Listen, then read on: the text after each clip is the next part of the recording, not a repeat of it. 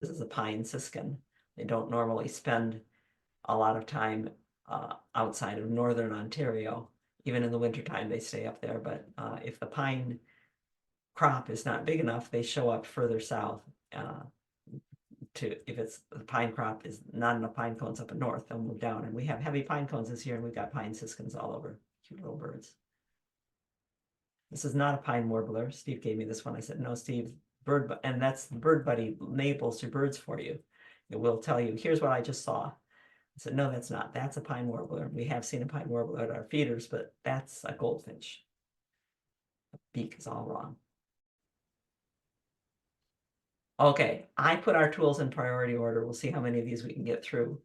Our general selection criteria, it has got to be balanced. If it's a pair of head shears, for instance, that when you hold them out in front of you, they dip down because they're just too heavy in the front, we're not going to get them. So it's one of the reasons we like to buy tools that we can hold in our hand first. We like things that are light, that have a strong blade and the joints are strong. If they have a wheeled version or a padded version, that's what we're going to get. That's our general criteria. And we have a lot of tools, both because we've acquired them ourselves and also because we had crews, and so we had multiples of different kinds of things. Starting with a spade, and in priority order, if I have nothing else, if you give me a spade, I can spend the day out in the garden. And what we want with a spade is a tread for foot protection and a blade that doesn't dull easily. So we've acquired a lot of spades over the time. Stainless steel, smaller, larger. This is my spade on the end here, and Steve's spade. Steve has a longer handle on his because he's a little taller. We both like the D handle rather than the longer handled 47, 46-inch handle that you see on full-size tools because we're so often working close in. These are called border spades, and these were made by Smith & Hawkins back when, well, by Clarington Forge, which is still operating and sells through a couple of other different companies that we'll get to in a minute. This is a tread that shows the best on this one. A turned over piece on the top of the spade that lets you kick it with your heel. A tread is important to us. A strong connection is important. This is a forged blade. So this was all the way up to here was one piece of metal that they forged and then made this into a tube up here that the handle fits into. So this is all one piece of metal. This one right here is stamped. This is a piece, this is a separate piece, and they are welded together. That's not as strong. This is a weld on the stainless steel. This little bead that runs along here is welding the collar onto the blade, and that's not going to be as strong. That is where it will break eventually. Strapped can be stronger than welded. Not everybody is going to break spades, but we've broken spades before. So there's our tread. This is a spade. A spade is shaped in a rectangle. A shovel has the point. We'll get into shovels later. I haven't used a shovel. I think I probably used one once in the last 2 years because I am more often trying to cut through roots than to slide around roots. And this point lets you slide around obstructions, whereas I need to cut through them to transplant a plant or to do an edge. Lots of different kinds. And a spade tends to be flatter, less ability to hold a spade full of soil. It's going to slide off the sides, whereas the shovels and some spades have more of a curve to them.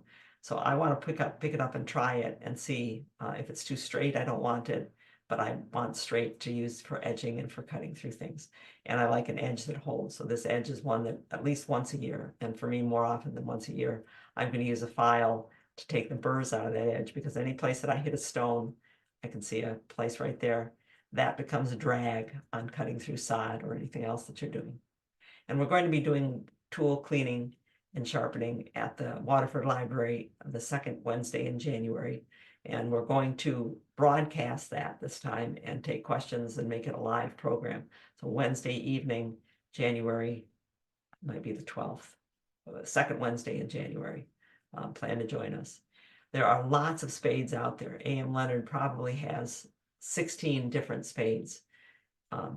So when you're looking to buy them, you're looking for one, if you can, with the tread and not just one tread. Notice this, it has a rubber foot pad, as if I'm only going to ever strike the one side of the shovel.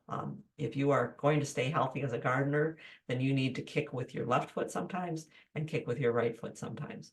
Otherwise, you're going to hurt your back and you're going to end up with your legs in trouble. So you're looking for tread, and probably for a shorter handle rather than a longer handle.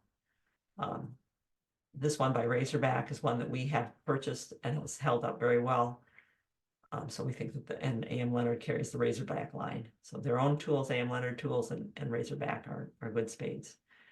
It is better to pick them up, and you'll find that most places locally are Ames Tool Company did a very good job of buying every other tool company they could get a hold of about 20 years ago, and keeping the brand names, but they're all being made by Ames, and they're all the same.